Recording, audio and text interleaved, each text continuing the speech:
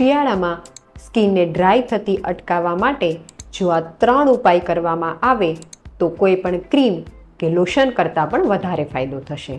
મિત્રો, શિયાળો આવી રહ્યો છે.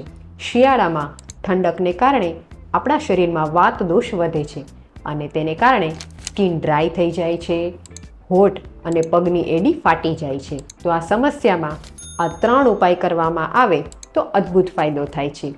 નંબર 1, અભ્યંગ. અભ્યંગ એટલે કે માલિશ. માલિશ માટે તમારી પ્રકૃતિ મુજબ તલનું તેલ અથવા ટોપરાના તેલનો ઉપયોગ કરવો.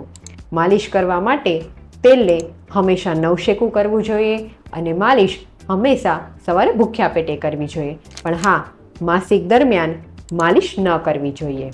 નંબર 2, ખોરાકમાં ગાયના ઘીનો ઉપયોગ વધારવો.